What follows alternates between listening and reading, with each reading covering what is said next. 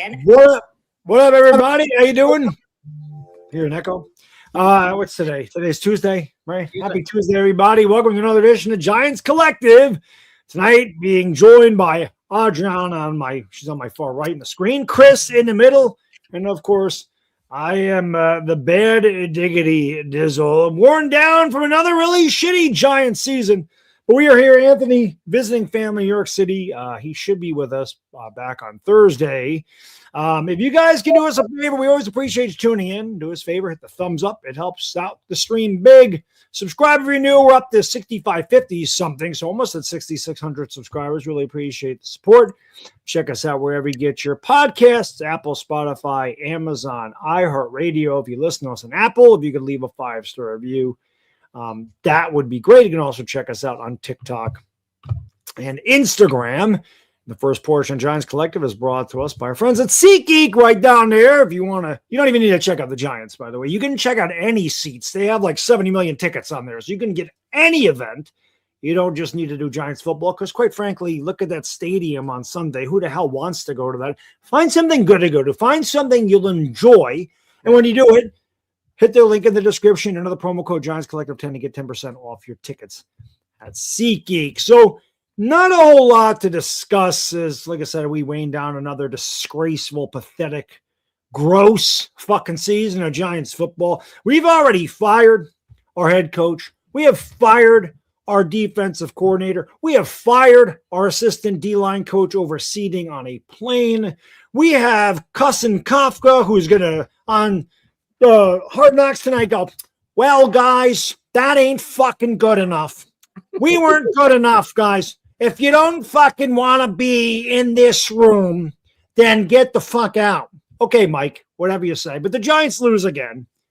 The only guy that's not fired yet is Joe Schoen. So, Adriana, we always like to start with the lady first. Should Joe Schoen be fired before the end of the season? And if so, why? And if not, why? I think, yeah, the sooner we can get a head start on everything, including the GM search, along with the head coach and coordinators and the whole thing, the better. I also think, and one of the reasons why I wanted him fired when Dable was fired is because let's see, I know there's only 3 weeks left, but let's see if Brandon Brown does anything differently. I mean, at this rate, realistically, like, I don't really think he would make that many changes or be able to do anything that different, but I still think it's worth a try. So that's why I would have done it back with Dable back then. But I think Shane knows he's dead in the water. And I just think that the sooner you get ahead of it, the better, because you can use this opportunity again to see what Brandon Brown offers. You can interview Brandon Brown now, and you can get to work on starting to talk to other teams and see who's going to be available. If Joe Schoen is really leading this head coach search, how great of a job is he going to be able to do? Like, you're going to let him do all of that, and then you're going to fire him, and then you're not going to bring in the head coach before you bring in the GM. So, like, it doesn't make any sense the way that they're going to go about doing that. And, you know, I guess it made sense at the time if they really thought they were going to keep Joe Schoen, but after the last 2 games and the press conference, I think, like, I feel pretty certain that Schoen is getting fired because he was so uncomfortable in that press conference. Like, everything about it was so awkward. And then they get destroyed on Monday Night Football against the Patriots. And then they get embarrassed by the Commanders without Jaden Daniels. So I'm just like, you've now had back-to-back weeks where this team looks atrocious. You still have a kicker issue in year 4. And I just, like, if you're John Mara and Steve Tisch, like, I just don't, there's no benefit to keeping him the last couple weeks. And there's most certainly no benefit to keeping him for an entire another season. So, you know, I like, rip the Band-Aid off. What are we waiting for? You know, I don't get it. Chris, how do you feel about Joe Schoen? Should it be gone today? Should they wait till the end of the year for him, and why? I don't really care one way or the other as a fan. Like, if they're going to fire him, whether they do it this week or in 2 or 3 weeks, it doesn't make much of a difference to me. But if the Giants know they're going to fire him, which at this point, I find it hard to believe that they're not going to. And I think they probably know it. But hey, John Mara's done things before that a lot of fans didn't see coming. So, you know, we'll see in a couple of weeks what happens. But if they do know they're going to fire him, I don't see the benefit to keeping him on as the GM for the remainder of the year. You've already fired the head coach, so you've already broken the rule that you don't normally do where you fire somebody from within season. Just rip the Band-Aid off so you could get a head start on the GM search, right? So like that to me would be the main and primary reason why they should do it now if they know they're going to fire the guy. Now, I'm sure if they, in the back of their heads, they know they're going to fire him, they probably already have a list of guys that they're potentially interested in to bring in to interview. But I feel like you'd be a step ahead of the curve before the season ended if you were to fire him. So for that reason alone, yes, if they're going to fire him, which we don't know for sure if they're going to yet, we're all speculating, we all think they're going to. But if they know they're going to fire him, I see no reason why he should still be here. I think at this point you cut bait and you start the search for the guy that's going to take over. Yeah, I agree. Again, if you're bringing Joe Schoen back, you got to extend him, and that's gonna make everybody lose their fucking skull, right? Because if you're hanging on to Joe Schoen for 1 year, what the hell kind of head coach is going to want to come in and go, yeah, I definitely want to be the guy to come in and be under a lame duck GM, knowing that I have to win immediately, because if they start off 2-6, the GM gets fired. I'm gone. No matter what I do, I'm out. Because if Joe Schoen's out, I'm out. Because whoever comes in next is going to get their own coaching staff. So, listen, I've been one of the biggest advocates of keeping him for a long time. I definitely held on to Joe Schoen a lot longer than other people. And it's not even that I think he was awful at what he did. He just wasn't good, and he wasn't bad. I kind of feel like he was so-so. I feel like he did better the last 2 years. But the fact of the matter is, you don't see the results in the field. These players seem to have quit because ever since, Jaxon Dart came back, and this isn't a knock on Jaxon Dart, but they really haven't been competitive. I know they were kind of in that game against Commanders, but they really weren't. They got blown out by the Patriots, and I don't know if it was just another double-digit loss that they blew in Detroit. They finally just said, fuck it. Who cares? Let's just get out of the damn city. Let's just be done with this year. I mean, who cares anymore? And like I said, you watch Hard Knocks, and you can take that for what it's worth, but you look at those guys, they don't look like they're vested in Kafka. They don't look like they're vested in anything, which means they're not vested in the GM. Then I'm with both of you. If you're going to fire them, just do it now. Get a head start on that. Get your ducks in a row. Start interviewing people. Find out who they want, who they'd be interested in, head coaches, and start looking at head coaches. Start looking at those things.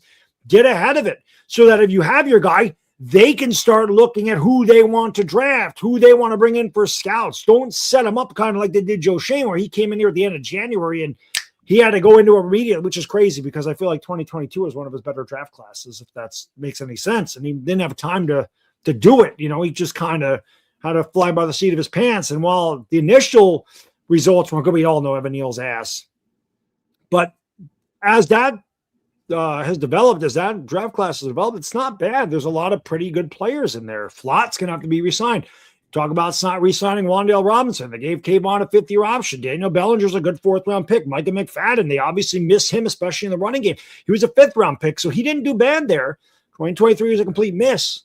And no GM's perfect, but it's not even his job. I just feel like if you fired all these other people, you have to get rid of him too. We have seen them stagger GM and head coach, and it hasn't worked. We saw it in 2016 with McAdoo and Reese.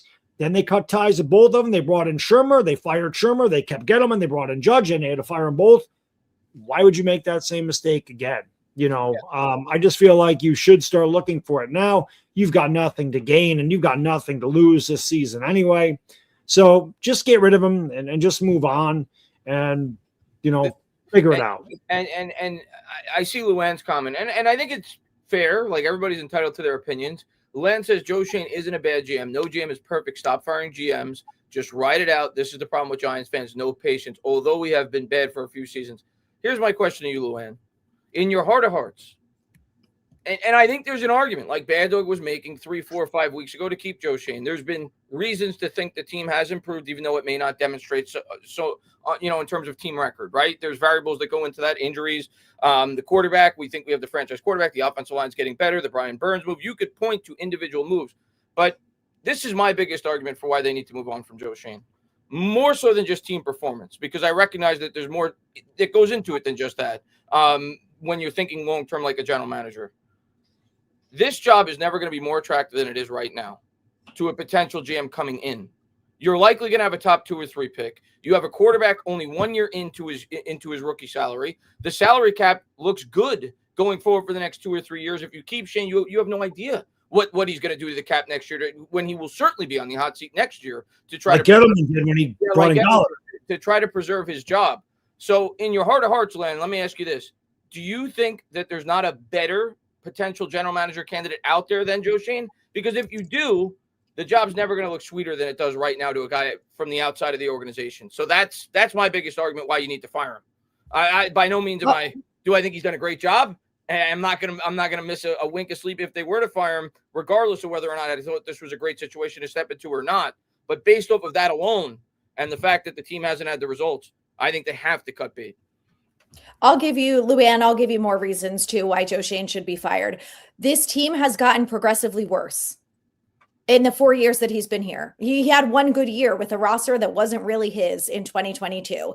We won 9 games. Then we won 6 games, and then we won 3 games, and this year we have won 2. In year 4 of a GM's build, we should be winning football games, especially when we've got a rookie quarterback who's playing very well for a rookie quarterback. If he sucked, then fine. And then it's still Joe Schoen's fault because he brought in the quarterback, right? So we've got an offensive line who's finally playing well. The 2 things that they have been selling this fan base on. We just have to fix the offensive line and we just have to get the quarterback and we're going to win games. You know why we're not winning games is because our defense, where 10 out of 11 starters are Joe Schoen picks. I want you to think about that. 10 out of the 11 starters on this defense were brought in by Joe Schoen. And the defense is horrible. He spent $100 million on the secondary, who sucks. One of them being Paulson Adebo, who didn't even play for 5 games. Micah McFadden, who was injured, sadly, was a Joe Schoen pick. Brian Burns, he brought in great. Brian Burns is good. Abdul Carter's had 1 good game. Joe Schoen and Brian Dable are the reason why Shane Bowen was the defensive coordinator. They are the reason why Shane Bowen was brought back after having an awful year. And they still upgraded the talent, and the defense still sucks and is the reason why we're losing football games. So I think that alone, when you look at the construction of the defense, let's talk about just one side of the ball. You look at the construction of the defense, the side of the ball that was supposed to be the best going into this season, PFF, ESPN, everyone's ranking our defensive line top 3 talent-wise in the NFL. And we've got 1 good player pretty much on the defensive line who's unbelievable. Great. Give Joe Schoen credit for bringing in Brian Burns. Dexter Lawrence is having the worst year he's had in his entire career after being an All-Pro and a Pro Bowler for 3 years in a row. He does not have a sack in an entire year. It's been an entire 18 games to the last time Dexter Lawrence got a sack. So we are that is on Joe Schoen. He constructed this entire defense, including the staff. And we are atrocious. For the second year in a row, we are horrible against the run. Meanwhile, all we told us, the reason why they got Shane Bowen and kept him is because he was supposed to stop the run. Darius Muasau, a Joe Schoen draft pick. Bobby Okereke, Joe Schoen signing. Cordell Flatt, Drew Phillips, Tyler Nubin, all Joe Schoen draft picks. Kayvon Thibodeau, Joe Schoen draft pick. So I think you look at the defense and you look at that as a whole, like that for me is enough of a reason to be like, this guy's got to go. 10 from 11 players. Don't forget about Banks. Don't forget about Banks. Banks is a Joe Schoen draft pick too. Oh my God, I didn't even include Banks. And he's not even one of the starters right now. And he's also a huge problem. So I don't know. You're supposed to get better. If it's not going to be consistently every year, it's been 3 years since our 1 good year. So at the very least, we should have more wins than 2 at this point in the season. And the fact that we don't have that is because of the coaching, and it's also because of the roster. Yeah, see, he's in charge of the coaches. He hires the coaches, so right. He's responsible. That'd be my. He's made mistakes. Yeah. My biggest contention for keeping him was the fact that I think the coaching really let these players down, because why would the players regress?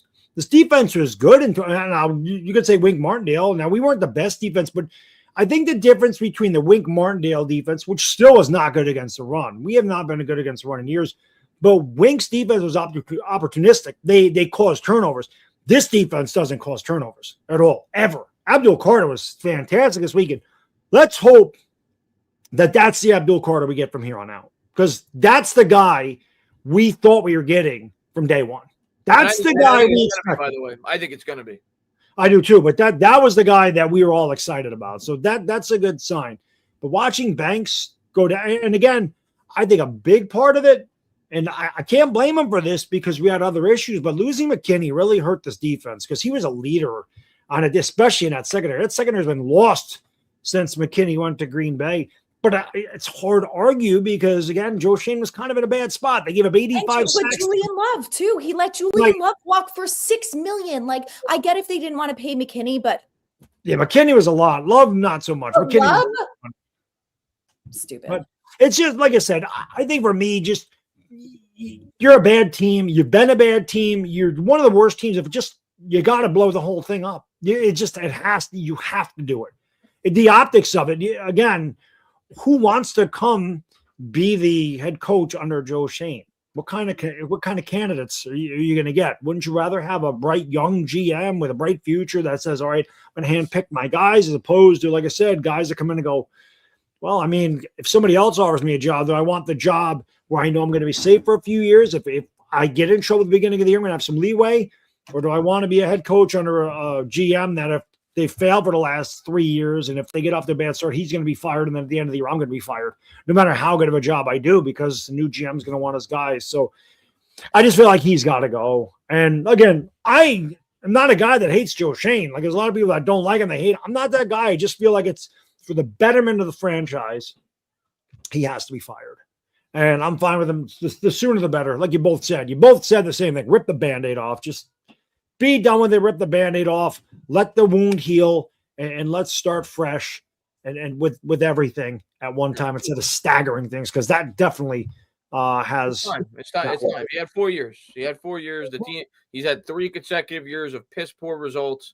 We still have a lot of holes. As much as we are confident, not sure yet, but confident that we have the quarterback, that the offensive lines look better, there's still way too many holes in this team. And like Adriana pointed out in her rant, the defense is just a disaster. The defense is terrible, and it should be way better. But again, I mean, how much of that is attributed to fucking Shane Bowen?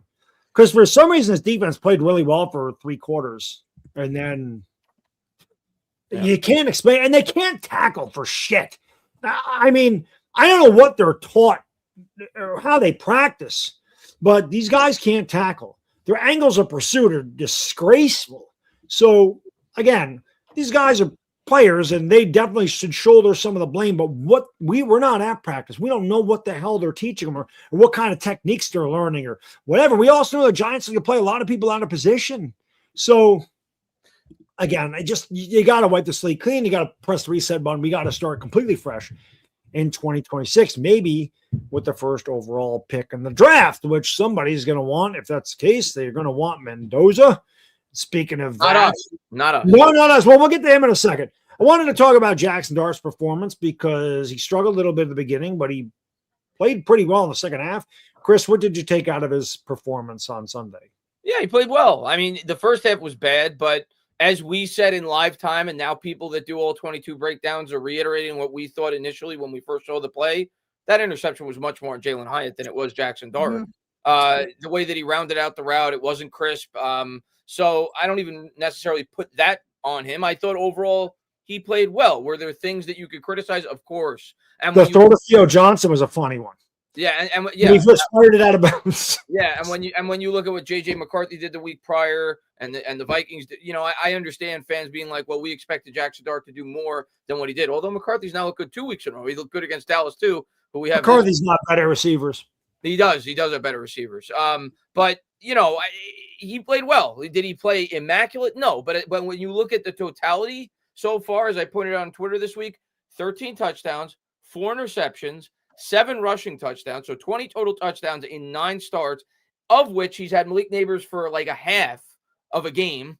And he's gone up against 4 top 10 defenses. So overall, I don't know how any Giant fan at this point, the only thing that I'd be worried about with Dart, and you have to hope and think and hope that it's because he's young and he's a rookie and he's going to get used to it, is we've talked about that he puts himself in harm's way too much, right? He visited the blue tent again, although I thought that was a little bit bogus. There was no concussion symptoms. He grabbed his leg there. Yeah. But regardless, that's a worry. And that's something that he has to get better at. Otherwise, he's not going to be long for this league. He has to realize that, right? So that's my biggest worry with Jaxon Dart. But in terms of talent, the deep ball's still not there. We agree on that, Baddog, when we watch the games. Like, we want to see him get better there, and I think he's got things to work on, no question. Got things to work on. Yeah. But in terms of overall, he's certainly a guy that I think has the potential to be a franchise quarterback.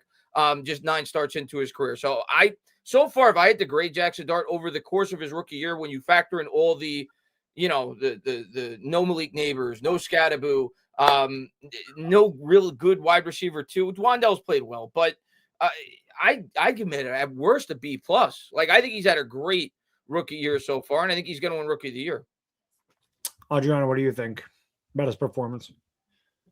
I thought, he bounced back after having a tough first half. I know you mentioned the interception to Jalen Hyatt, but like, if that play goes differently, whether they score points or not there, I think, having that interception off the board probably gives him a little bit more confidence. I was listening to his press conference afterwards, and he was saying that, there's definitely some frustration after a play like that. And sometimes it's a little harder to shake it off than others when you're moving on to the next play. So I'm really not worried about him in the long run. I think good receivers and a good coach are going to help him out immensely. The footwork definitely has to be worked on. And I think, like you guys mentioned this too, on the deep ball, it's so obvious that it's off. And I think good coaching. Yeah, I think good coaching is really going to help that this offseason. So I'm excited to see that develop. But I think that there's a lot to like about Jaxon Dart. And I think that talking about bringing in a new quarterback is kind of crazy, especially when you look at the wide receivers and you look at the situation that Jaxon Dart has been in. And the thing that I like about Dart is when he's had plays like that result in an interception, whether it was his fault or someone else's, he's able to shake it off. He was able to bounce back in the second quarter and make nice throws and make smart decisions and dive and slide and get out of the way. So I think that's one thing that he's proven, is that not only is he resilient, but he can bounce back when he makes a mistake or something like that. He's not, all deep in his head. I think we all kind of felt like this with Jones a little bit. Like if he threw an interception and made a bad play, it was like he could never shake it off and move off from that.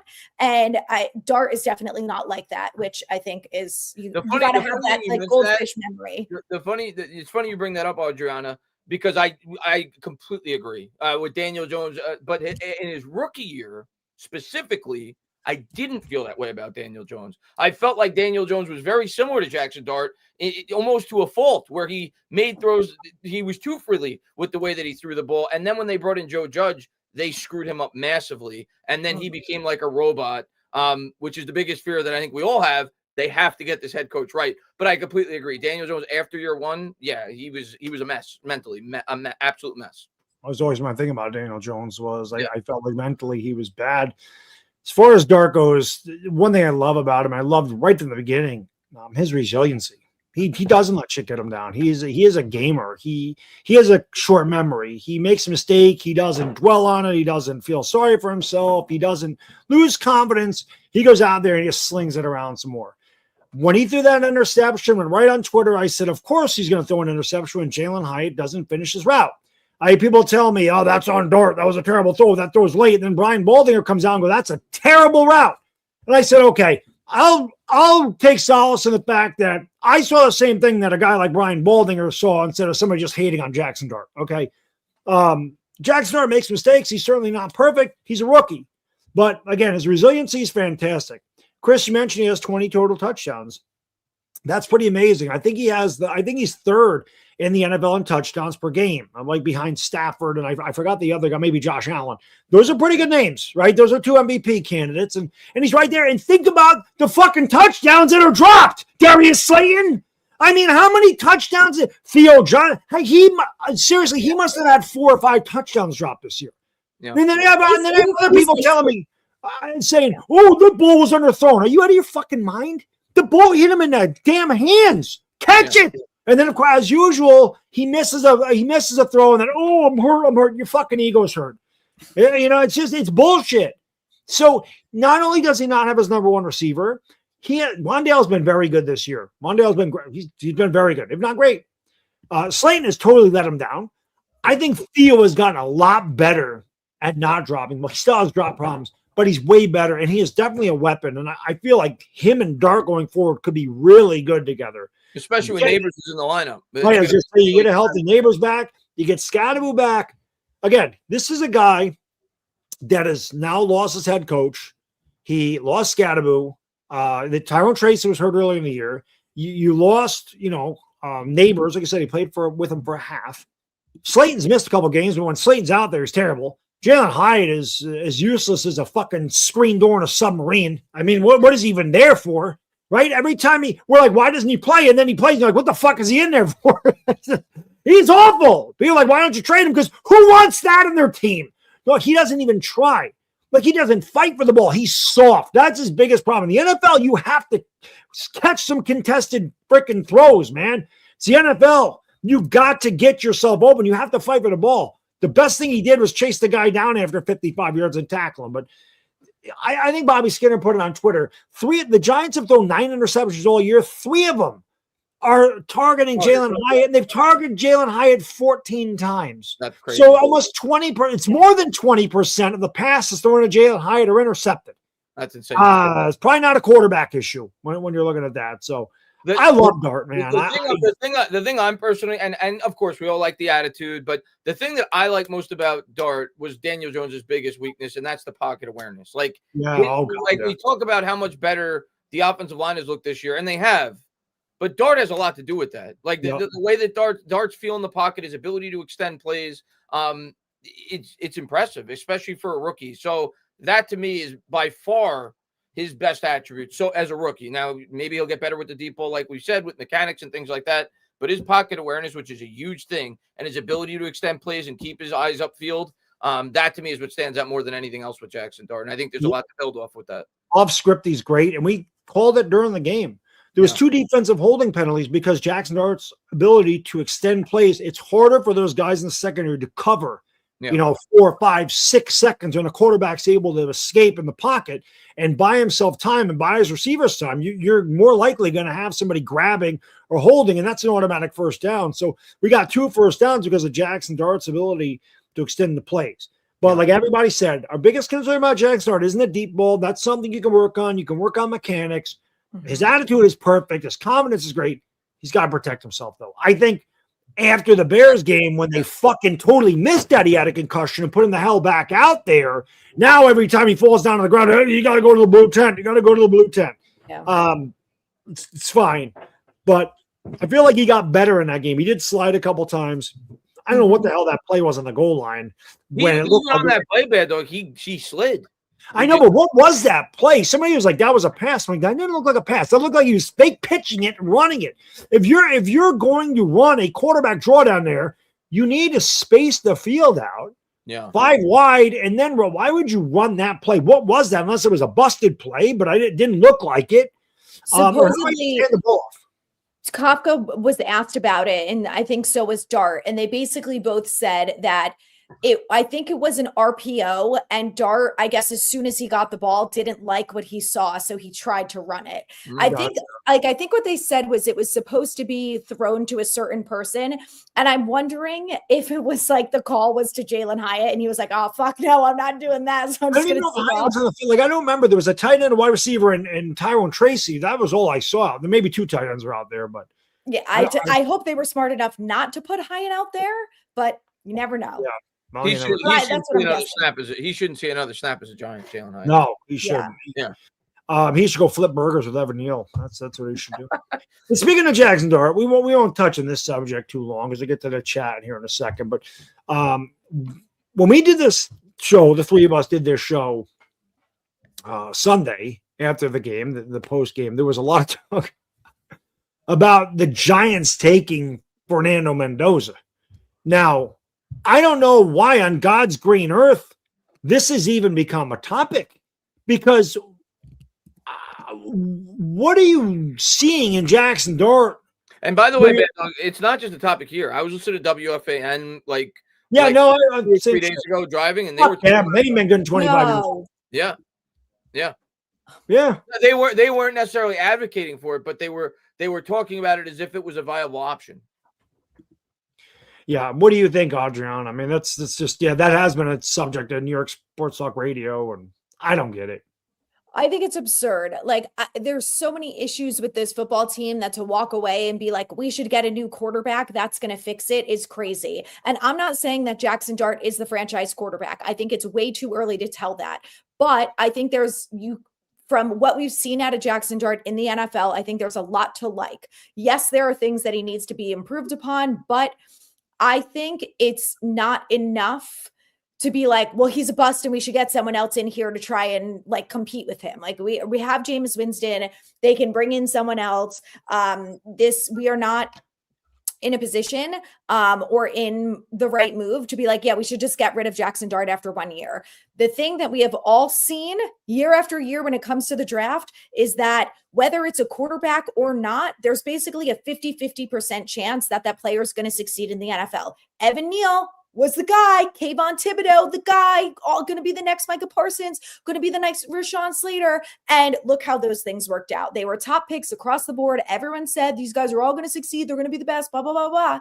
And guess what? It doesn't work out. Josh Rosen, top 10 draft pick. Like the quarterback is even worse, I think, than so many other positions that like you really don't know. And I just think it would be insane to give up on Jaxon Dart, who we actually have NFL tape on and can say he's done well in a lot of situations in the NFL. And these are the things that he needs to improve upon. Where when you take someone in college, you don't have any of that. You have no idea how they're going to transition to college. And you can look at someone like Bryce Young, who's in year 3 or year 4, and he's finally starting to make progress. And then you can look at someone like Tua, who everyone is like, I cannot believe that they paid that amount of money to. I mean, it's just, I think it's absolutely crazy. I think it's a no-brainer to me that if the Giants get the number 1 pick, they move the hell out of there and get a lot of draft picks. Of course. It's insane. Like you said, Adriana, the quarterback is the most volatile position. Like all you have to do is look at our backup, Jameis Winston. He was the first overall pick. Like he was supposed to be this unbelievable, not that I'm bashing Jameis, I love Jameis, but he was supposed to be Joe Montana. He was supposed to be that transcendent talent. Marcus Mariota, the guy that we just played, he was picked right after him with the number 2 overall pick. It's the most volatile position, right? Cam Ward this year, he's a rookie. I'm not killing the guy, but he does not look like a franchise quarterback right now. So it's the most volatile position. And Mendoza, as far as I know, I don't claim to be a quarterback scout, but everything that I hear, he's a good quarterback prospect, but he's not this guy that people are talking about as this generational talent. And that is the only way that this even becomes a topic of conversation, is if there was a guy like Andrew Luck, who was like talked about as the best quarterback. Burrow, Trevor Lawrence. Talked about as like the best quarterback in a decade, and a new general manager was coming in, and they may prefer him to Dart. But there's no way in hell that Mendoza should even be a topic of conversation as opposed to what they have with Jaxon Dart.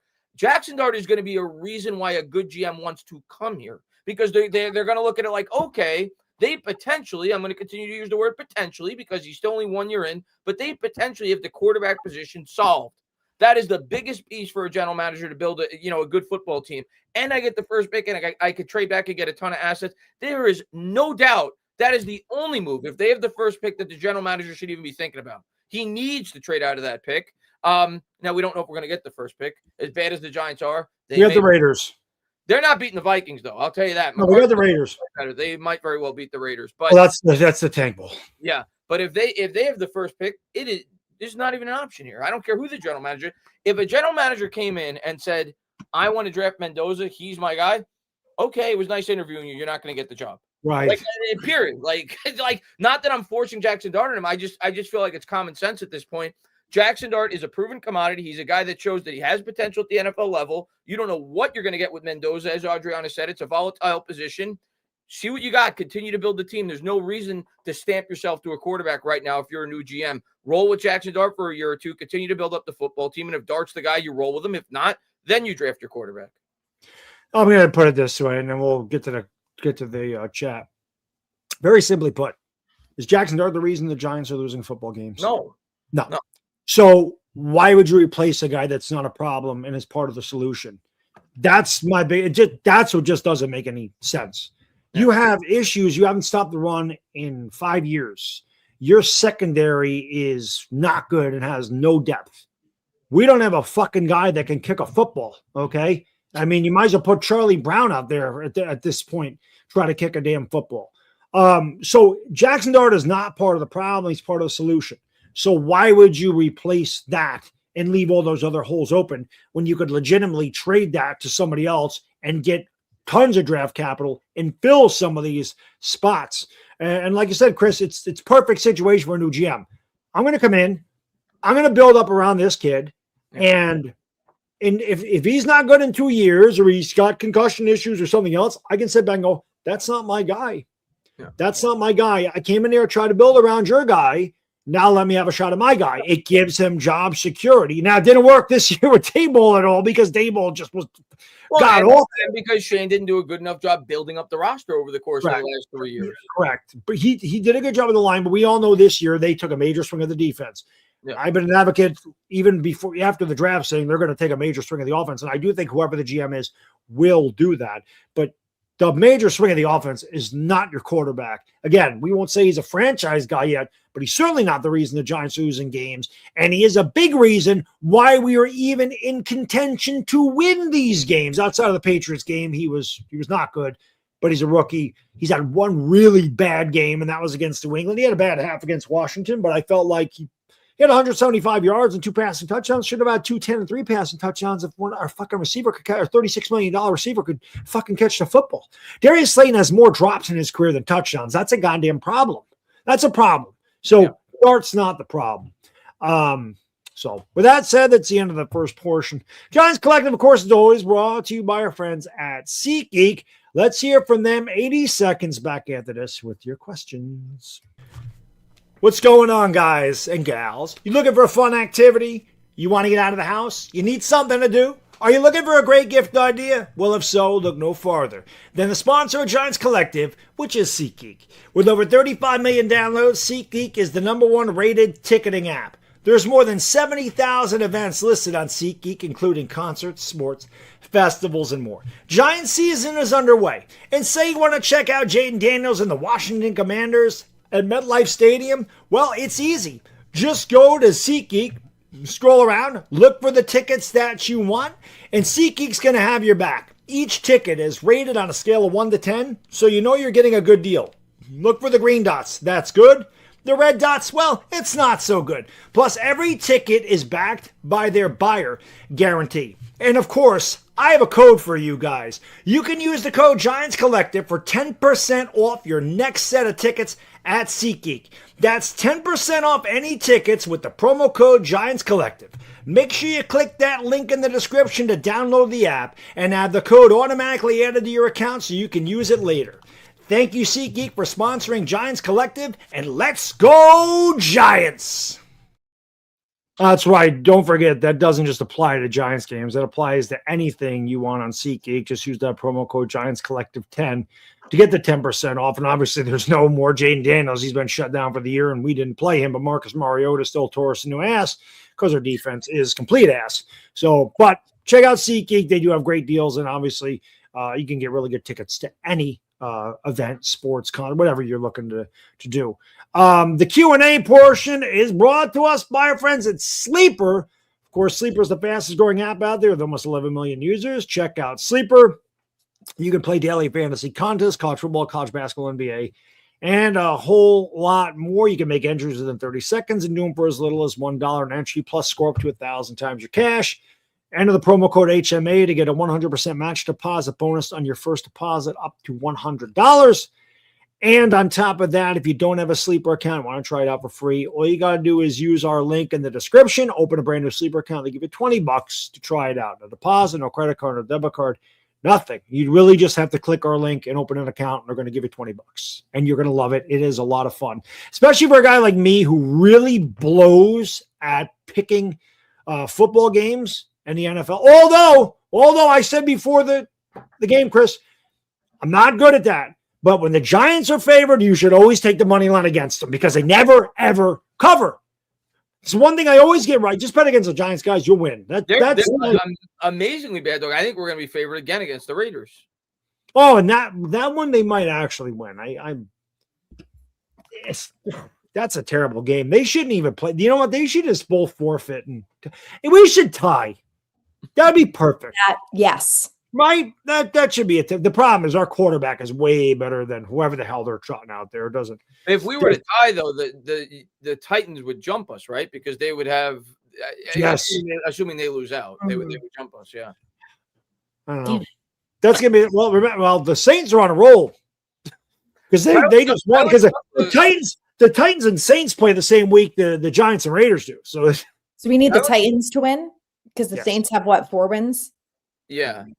Saints have 4 wins. 4 wins. Really? Yeah. That's right, because Rattler beat us. That's right. The last couple of weeks. Yeah, they're 4-10. Yeah. Shit, they're right there with the Commanders now. Yeah. I don't know. So pathetic. In the last 10 years, this is what we freaking talk about. Is we start talking about the draft and firing people before Halloween, and then we get near Christmas and it's like, let's tank and lose out and get the best pick. It's so. I was saying to my husband, I'm just like, I wait all off season for the Giants. I get so excited. I'm so optimistic going into the year, and it gets to the point now where, like, end of October, it's like, whatever, the season's like over, but there's Dart, whatever. There's like some reason to be interested in November sometimes. And at this point in the season, I'm like, just end it. Like, I just wish that we could forfeit or fast forward through these next 3 games because it's so bad that I'm just like, I can't believe I have to sit through 4 hours of this shit 3 more times. It's hard to watch. It's just difficult. I mean, I get to a point where I just have to laugh at the ineptitude, like when Koo missing the kicks. I mean, he just knew he was going to. Like, why are we kicking a 52-year field? You know damn well he ain't going to make it, Chris. You imagine he didn't even fucking reach it. Yeah. Guys get kicked with their opposite leg in it a 50-yarder. Not our guys. At least he didn't kick the ground this time. He was like 10 yards wide to the left, and it was short. That's impressive. That's impressive. Oh, yes, Jesus, Scott. I mean, there's another one. You want to put something on Joe Schoen? That's like in golf. Like when you drive, you expect to hit it about 250 yards, 200 to 250 yards if you're a decent golfer at least. That's like hitting a 120-yard drive and hooking it into the tree. Like that's hard to do. That's hard to do. Yeah, listen, man. I'm definitely going to be doing some watching college playoffs without question, and I'm doing the Sooners. Streaming that game on Friday nights because I'm a Sooners fan and Bama. So I always want to look at the prospects. And I'm telling you, the biggest prospect in that game for me is Tate Sandell, the best kicker in the fucking country. I'm telling you, 4th or 5th round, get his ass in here. I'm not even kidding. Draft a kicker. Never in my wildest dreams did I think it'd be saying we got to draft a kicker. We have to draft them early. Kickers are weapons today, man. You get to Chris, you mentioned this before with the new kickoff rules. You're getting it to the 35, maybe the 40. At that point, 1 first down. You're in field goal range for a lot of these guys. Not us. We got to get in the red zone. I'm completely with you, Baddog. We need a kicker, and I'm just as passionate about it as you. But what I'm going to be looking at in these college games, I am sick and tired of this defense. No, that's the first round, Chris. We're talking day 3 here. About 2 months ago, if you would have asked me what I wanted them to do early in this draft, I was going to tell you wide receiver. That's where I was trending. Because I'm thinking about Jaxon Dart. I'm like, you got to try to get him off to as good of a start as we possibly can. And I still think they need to upgrade the wide receiver room, but they got to go defense in the first round. This defense is as bad as it gets. They need difference makers on that defense. So I'm going to be looking at Reese from Ohio State. That's what I'm going to be looking at. I'm looking at Downs. Yeah, Downs. Yeah, Let's get to watch Ohio State the rest of the way. Yeah. They're going to win the national title, I think, Ohio State. Indiana did beat them, so they did beat them. I have a feeling Georgia's going to end up in there. I always feel Georgia's going to end up in there one way or the other. They just find a way. I hate that the Sooners got to play Alabama again. The Sooners have had Alabama's number recently, but I don't like having to play a team in college twice. All you got to do is look at the Georgia-Alabama shit. Alabama always wins the first game. They always meet in the SEC championship game, and then Georgia always whoops their ass. So I hate Alabama. The good news is everyone's going to be rooting for the Sooners. Yeah, let's hope so. I don't know if the Sooners are getting any farther. The Sooners are a slight favorite, I think I saw, right? They're like a point. Well, the Sooners have a really good defense, but I am definitely not sold on Mateer whatsoever. Yeah, he's not very good. But we do have a guy that can kick the football, so that certainly helps. Yeah. One step ahead of the Giants. That's right. That's right. They definitely are. JC, thank you, buddy. Go Knicks. Get rid of Belton. I actually like Belton. Although the tackling display on that touchdown to McLaurin between Belton and I think it was a Debo was just embarrassing. Get rid of Belton, Holland, Hyatt, Slayton, all the kickers, Musau, Okereke. Don't pay Wandale or Illuminor. Hire Coffin as VP. I would pay Illuminor. Now, I don't know how the new GM is going to feel. Like, if Shane was coming back, I would think for sure Illuminor's coming back. So that's a guy that with a new GM, which I think we're going to have. I'm not sure if they're going to sign him or not, but I hope they bring him back. But outside of that, yeah, I could care less if any of those guys are back. Holland will be back because of his contract. I don't think they're going to be able to cut him. But and same with Slayton, by the way, because of Slayton's contract, he'll be back for another year. But the rest of those guys, but Wandale I like under the right circumstance if the money makes sense. But the rest of those guys, yeah, I could take them or leave them. Yeah, I agree. Musa is going, Okereke, you're saving $9 million. He's definitely out. Gano, you're saving $5 million. He's definitely out. That gives you $14 million in cap space right there. There's no reason to ever bring Hyatt back anywhere, even in the state of New York or New Jersey or on the East Coast. Just fucking fly him to Mars, shoot him into the sun. I don't really give a shit what you do with him. I actually like Dane Belton. I mean, Belton's not like the best cover guy, but what Belton does is something that I mentioned earlier that the Giants say he forces turnovers. That is something Dane Belton does pretty well. I mean, he's not the best. I don't know what the hell Belton would. He's good on special teams too. I think Belton is a good depth piece. Yeah, if they could do it cheaply, I would bring him back because he's hit or miss. Like he's made some really great plays and like tackles for loss on like a 3rd and long or a 4th down. So he's one of those players though that's kind of frustrating for me because he makes like amazing plays like that, and then the next play he's like missing the world's easiest tackle. So for a cheap depth piece, I would bring him back. Yeah. Like Chris said about Wandale, if the money's right for Belton, I bring him back. I think you have to bring Illuminor back. We have not had bookend tackles here since Eli's glory days. Like I honestly don't remember the last time we had a good left. Well, we have a great left tackle and a serviceable right tackle. I don't remember the last time they had that. The line has been such a problem, and you know how hard it is to get a right tackle. We drafted Neal 7th. Overall, and you can't, and as encouraging as Bo was in like training camp, like you can't pencil him in as a guy that's just going to step in and be good. Like we thought that about Matt Parrott too when he was a 3rd round pick coming out of UConn. How did that work out? So I feel like Illuminor is too valuable, especially with Jaxon Dart, a young quarterback. Like I want Illuminor back. Don't forget about Big Shane Lemieux. Don't forget about him. But as far as the Go Knicks comment, that just shows you the names we're bringing up how bad the line's been since we drafted Eric Flowers. Like we can't figure out shit here. It's true. You got to keep a guy that can play, right? What do you think about this NBA in-season tournament thing? Like they're saying if the Knicks win, they're going to hang a banner in MSG for the in-season tournament, which the Lakers did. I don't like that, but the other reason why I can't get too into tonight's game, and I'm going to watch it. It doesn't count. It doesn't count. It doesn't count towards the record. Nothing counts. You know, it's cool that the 12th guy, the bench guys get money out of it, and you know, but it's hard for me to really get invested in tonight's game because listen, I'm gonna be honest with you. I've been a Knicks fan my whole life, and that's the one team. I mean, I'm 50 years old. They haven't won a championship in my lifetime. So if they win tonight and the Spurs are really good, the Knicks win tonight, hang the banner. Fuck it. Give us a trophy too. Shit, why not? It'll be a good test though. The Spurs are good. I mean, they beat the Thunder, so you know. But yeah, same thing. I was going to stream the game, but I'm exhausted, so I'm not going to do that tonight because I need to get some sleep for a freaking change. I mean, yesterday I freaking did the Giants game with you. I did a video, or that was Sunday. Giants game video. This show Lakers. And then yesterday I just did a video, but I didn't get any sleep last night. I need sleep. My old ass needs some sleep. Andrew, Thank you, buddy. He says if Joe Schoen doesn't get fired, boycott the team, play fantasy football, and just watch Red Zone on Sundays. He doesn't deserve another year. Sorry, Luann. I got a big fantasy football week this week, man. I'm in the playoffs, and I lost Devontae Adams, which that's fucking great. I'm like, all year, man, we were 14-0. Well, we should have been 14-0. Jones got hurt. I got 2 points from him, and Hurts turned the ball over 5 times. Ooh. So that we didn't end up 14-0. But then, Jones got hurt. Now Devontae Adams got hurt, and Christian Watson. I don't know what the hell's going on there. I'm like, why are my guys getting hurt before the playoffs?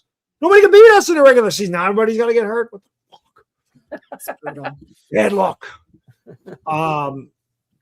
But yeah, what do you guys? I mean, I'm not gonna listen. I will bitch and moan till I'm blue in the face. I will complain. I'll whine. I'll scream. I'll rage. I do all the stuff that people enjoy me doing. I can't boycott them.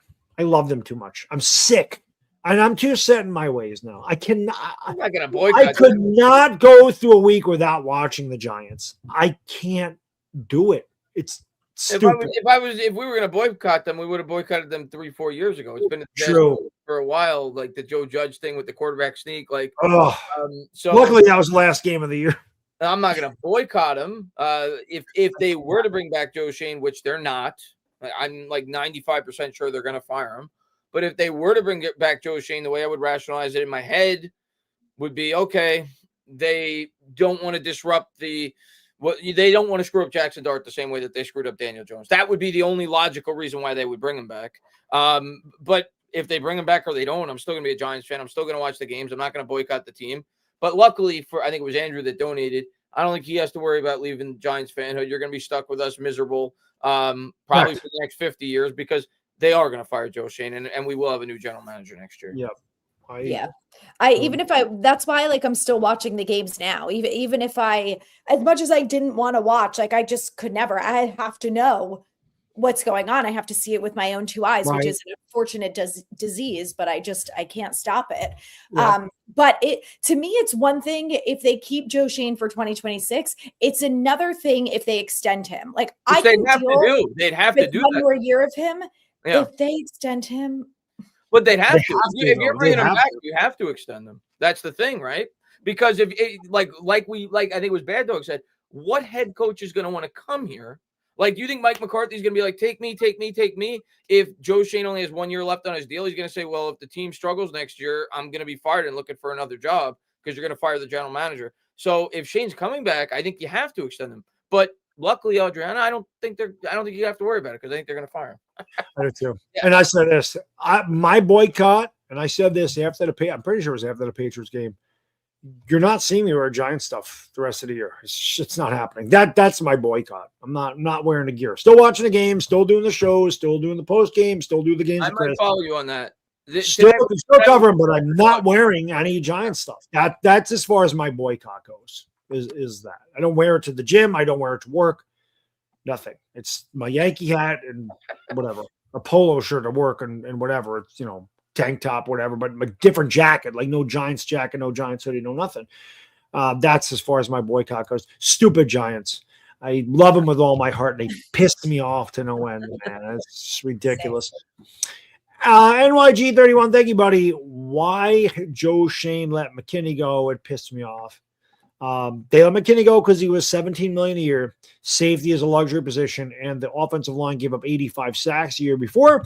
Plus, I think the relationship with McKinney in the front office was fractured. He didn't get along with Wink Martindale. He had an ATV accident where he fucked up his hand and missed time. And I just think that was fractured as it was. And the Giants had to put money in the O-line. I think it was like Saquon, too. I don't think he wanted to stay. That's what I'm saying. Yeah. And I could make logical sense of why Shane didn't bring him back. My issue isn't even necessarily that they didn't bring him back. Although if we go back in time, of course, I wish the Giants kept him. Me too. He was my favorite player. But I could make logical sense of why they didn't keep him for the reasons you suggested, Bad Dog, and what Shane said in his last press conference. He, in so many words, he basically said, I wanted to allocate the money that it would have taken to bring back a Xavier McKinney or a Saquon Barkley to more important positions like the offensive and defensive line, which he did. He traded for Burns. He gave him a big extension. He extended Andrew Thomas. He extended Dexter Lawrence. But my issue is he didn't replace him. He drafted Tyler Nubin, and Nubin sucks. So that's the issue. So I'm not ready to give up on him yet. Yeah, I'm not giving up on him yet, but so far, I can't replace McKinney. He hasn't replaced Xavier McKinney. His plan was clearly to replace him with Tyler Nubin, and Nubin hasn't been near what McKinney is. And then he tried to replace him with Javon Holland, and so far that hasn't worked out either. But again, I'm going to give him another because I really think Shane Moore really fucked these guys up. I really think that is a big reason why this defense underachieved. Maybe it's just me being biased and thinking with my heart, not my head. I just feel like there's way too much talent on the defense to be this fucking bad. It doesn't make sense that they're this bad. The worst in the NFL, like the worst since the Super Bowl era, and yards per carry against. That doesn't make sense. So I think coaching's got players need to shoulder some responsibility. Like I said, one of these days I would love to get Carl Banks on this show and just talk to him about the defense. Because if anybody knows defense and good defense, it's him. So I would love to get his take on, how much responsibility goes to the coaches, how much responsibility goes. I mean, listen, man, Carl Banks played for the two greatest coaches in the history of the Giants. Maybe you want to put Coughlin in. I mean, obviously they had Lombardi and Landry in the 50s as coordinators, but he played with Parcells and Belichick. You really don't get better than that. So he knows, and then he went to Cleveland, and Cleveland wasn't terrible back then, but he would know. Not that he coached Carl, but Coughlin was also on that staff. Correct. He was a wide receivers coach in 1990. So I would love to be able to pick his brain a little bit to see what he thinks could be a solution to such a poor Giants. We got to try to get him on the show. I'd love to get Carl's take on this stuff. Andrew, thank you. He says, get him out. I hate his face. He's talking about Shane. I get it. I don't know if I hate his face, but yeah, I want him gone. I want a fresh start. Yeah, I agree. Real quick, again, I want to give a big shout out to Sleeper for sponsoring this portion of Giants Collective, the Q&A portion. Let's hear from them really quick. 30 seconds back after this with the rest of your questions. Sleeper is the #1 fantasy sports app. It pays to know sports. Pick more or less on top players. Your first pick is on us, so start winning now. Play in Texas, Georgia, Minnesota, and 27 more states. Pick anytime across all sports, pregame or live. Over 10 million players are already on Sleeper. Make your picks count. Score up to 1,000 times your cash. Join today. Get up to $100 credit using code HMA. Call your shot on Sleeper. Download now. Events in the future. Go Giants.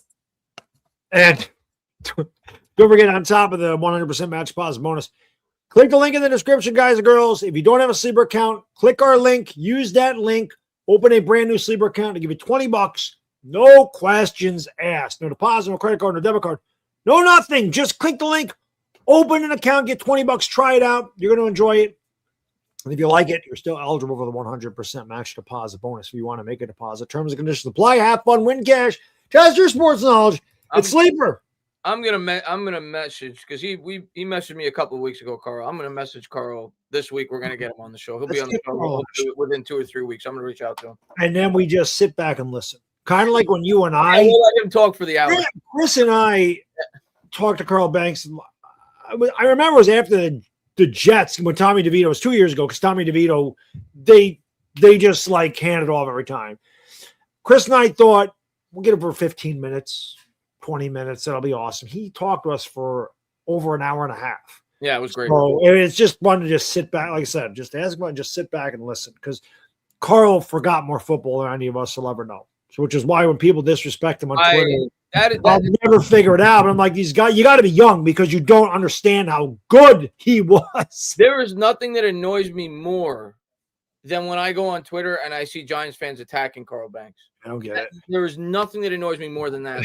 There's plenty of things that annoy me when they talk about drafting Mendoza, when they bash players that annoys me at certain times. But that is by far that annoys me more than anything when people act like they know more football than does. That boggles my mind. It's a joke. They definitely do not. Jonesy, thank you, buddy. Or Jonas say thank you. Sleepy Joe gotta go. Gotta go. He is a little bit asleep at the wheel. His lack of proactiveness makes me so upset. The fact that he has not attempted to re-sign anyone, even prior to the bye week. I know people are like, well, maybe they're not letting him do anything. Okay, but he had weeks before that. Dable was fired in week 10, if not later. So he had a million weeks before that he could have re-signed Illuminor. He could have done anything before that. And it's just so annoying to me that it's been year after year of him waiting until the last minute. He could have re-signed Julian Love during the bye week, like all of this stuff. It's just like all on the cons list. And I'm like, I can't find any good reasons to keep him. I really can't. I think if you're John Mara, like I don't want to hear that. Not that it's a good reason, Adriana, but the only other reason we didn't discuss that Anthony actually brought up a few weeks ago, his health maybe plays a factor that like why they keep him like that. But not that it should, but I'm just trying to think of any reasons why maybe that could be it. It could be that he doesn't want to deal with the search of a new GM and all that, but it shouldn't. We should get a new GM. Yeah. The Anthony's also mentioned before, like you just mentioned, Adriana, that the Giants are so not proactive in anything they do. They're reactive in everything they do, and that's tough to deal with. They're not go-getters. It's kind of like they just wait and wait and wait, and you can't do that shit. Jerry Jones does that shit too. How does that work out with the Cowboys? I mean, they got a lot of talent, but how does that work out for them? They ended up losing Micah Parsons because of that shit. And they gave CeeDee Lamb a boatload of money, but they almost lost CeeDee Lamb, So what are they going to do with George Pickens? I mean, he's a free agent at the end of the year. There's no way they can afford to pay Dak $60 million and Lamb whatever the hell they're paying him, and then pay Pickens on top of him. And their defense sucks ass too. So we might be seeing the Cowboys. The Giants is a real shit, but I really thought the Giants and Cowboys were going to kind of cross this year. The Cowboys stock was going this way. I didn't think our stock could go down. Somehow it has, but the Cowboys stock has definitely dropped. I don't think they're a very good team. I agree. Older and they have cap issues, man. So and Dak's not getting any younger, but I don't like Dak, but he's not getting any younger. I was starting to buy into that Dallas improved their defense with the Quinn and Williams move because their defense was starting to look better the 2 prior weeks, but then they just got lit up by JJ McCarthy. So even that's out the window for me. I think they're trending down. The Lions ripped them a new one too. Yeah, that's not even a question for me. They're trending down, but can we start to trend up? You would think we had nowhere else to go, but somehow I've said this for 4 years. Yeah. Every time you don't think the Giants can get lower, they do. Like, where the fuck is rock bottom? They always say you got to hit rock bottom before you come up. Where the fuck is the bottom of this pit? It's like we're in purgatory. We're just falling and falling and falling and falling. We're waiting to hit something. The thing is, Baddog, I think we've hit rock bottom, but it's like we're in quicksand and we can't get out of it. Like we much lower than where we've gotten, but we've just been stuck at the bottom now for 3 or 4 years. That's what I said going into this season, because I know so many fans were like, the schedule is and blah, blah, blah. And I was just like, guys, it can't be worse than last year. Like, it just can't. Yeah, it's bound to wait, isn't it? Next year we do the predictions. I'm picking us to win 1 game. Yeah, that way I can be happy. I can say, oh shit, they superseded my expectations, or not superseded, they exceeded my expectations. I'm hoping, Big Case, thank you, buddy. Says Baddog at our age ain't that some shit right there? Baddog at our age, is there a chance we don't see another Giants Super Bowl? That's impressive. You know what's really depressing? It just made me feel really old, buddy. No, I'm just kidding. Yes. Yes, Big Case. To be fair, Baddog, the way the Giants have been over the last 12, 13 years, Big could have said that to a 10-year-old, and you'd believe That's true. That's true. That's true.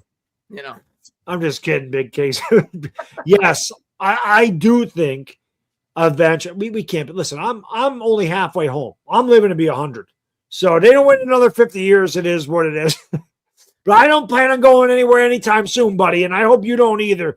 We're going to get out of this shit at some point. Listen, man, we've gone this far thinking one of these days it has to turn around. We're talking 13 years of just terrible football. The law of averages is it has to, it's at some point, it has to get better at some point. Listen, man, the Eagles didn't win jack shit for over 50 years, and they finally figured it out, right? Hopefully it isn't that long for us. But, even the worst of franchises, well, I shouldn't say that, because there's a lot of franchises that haven't The Browns or have not even been in a Super Bowl. Yeah. But how many teams haven't been in a Super Bowl? The Lions have never been. The Browns have never been. The Jags obviously have never been. I'm sure there's others. I got to think now. Every team in the of course. I think that's it. That might be it. The Browns, the Lions, and the Jags. I think every other team has been in a Super Bowl. I think you might be right, actually. The Cardinals were in one. Yeah. Obviously, the Niners, Rams, and Seahawks. I mean, they've all won. You know, the Falcons, of course. Falcons have lost a couple. Saints, of course. The Panthers have lost a couple. Panthers, yeah. Saints won a Super Bowl. Yeah. The Texans, yep. Texans. The Angels. Although they may make it this year, the way they're playing. Their defense is playing really he's well. right. The Texans have not made it. Yeah. The Titans were in one against the Rams. Steve McNair, yeah. So that was a really good one, too. Yeah. That might be it. It might be those four. But yeah, the Texans, you never know, man. Seattle won a Super Bowl. Seattle's won. Seattle won a back-to-back Super Bowls with Russ. Yeah. And they went to one with Hasselbeck. They lost, but they went to one with Hasselbeck. Correct. They lost to Roethlisberger. They lost to the referees and the Steelers, though. No. Yeah. Yeah. Those are one of the worst officiated games you've ever seen. So, yep, they've been there a few times. Jonas say thank you, buddy. Says they need to hire staff that can recognize and develop young talent. 100%. Yeah. 100%. Yeah, Vikings have never won one, guys. Yeah, I'm talking ones that have never actually been in the big. The Bills have never won. There's a lot of teams that have never won. This is the year the Bills are going to win it, I think. I really do think they're going to win it. I think they're coming out of the AFC. Yeah. I do. I know the Patriots have a great year, but I feel like experience is going to pay off there. But, yeah, man, the Texans are a tricky team because defense, we know as Giants fans, that defense gets hot, man. And Denver, even though I refuse to believe in Denver's record, they're not as dominating as their record suggests, their defense is really good. And Mile High is a really We're going to have a home field advantage, too, so that's a big. And Sean Payton is a great coach. Texans-Broncos would be a good playoff game, man. That's, to me, that would be like an old school 6-year. My type of shit. That's my type. That's my type of football game. Fuck a 41-50. Those are fun, but I like those. I like the old-fashioned stuff. I grew up with those Giants teams in the 80s, and that's the way it was. Dominic, thank you. I always see Dominic on Twitter. Thank you, buddy. The Giants have won a Super Bowl every decade since the 80s. The only team to have accomplished this. Well, we're halfway through this decade, Dominic. Hopefully we can win one in this decade. That's true. That is true. You know, because the Patriots won them in bunches. So, yeah, they didn't win it in the they didn't win in the 80s or 90s. Yeah. Cowboys didn't win one of the 80s. The Giants are the only team to win in 4 straight decades. And running out of time in this one, man. We got 5 years. Yeah. Speaking of running out of time, we have run out of time in this episode of Giants Collective. As always, we appreciate you guys and girls tuning in. If you haven't done so, please hit the thumbs up for us. It does help. Hit the subscribe button. Make sure you come back for future episodes. Check us out on TikTok and Instagram. Check us out wherever you get your podcast, Apple, Spotify, Amazon, and iHeartRadio. If you listen to us on Apple, if you could leave a 5-star review, that would be fantastic. Big shout out to our sponsors, Sleeper and SeatGeek. As always, I have to check what episode this is. I know we're closing in on 100. I think it's going to be in the off season, so I feel like it's going to be great. Episode 100. That's where we're going to get our new GM. It's going to be right in there. There's going to be a big move. In the middle of our 100th episode, they're going to announce something big. Well, remember during the offseason, we had James and Russ. We were breaking news for those moves. Yeah, I think we had signed Jameis right before the show, and then we signed Russ in the middle of the show, or vice versa. I forgot what they. I think Jameis was first. Jameis was first. Yeah, that was right before our show, and then they signed Russ in the middle of our show. So let's see what happens. But anyway. This is seriously heartfelt. We really appreciate all the support. We know it has been a tumultuous, disgusting season again. Giants fans are incredibly loyal and incredibly tough. It does take a very mentally tough, maybe even a mentally fucked up person to watch this team and constantly, be invested in them because we know this time of year it's really difficult. So we really do appreciate all the support. And while the next 3 weeks are going to be arduous and extremely long, at least the offseason is going to be exciting, and we'll get some new toys, and we'll hopefully get this shit going in the right direction. And then maybe next year at this time of year, we can be talking about the postseason. How much of a nice change would that be for that? So for Adriana and Entertainah, it is the Baddog does. Enjoy the rest of your Tuesday. Go Knicks, and we'll see you on the next one. We out. Peace. Bye.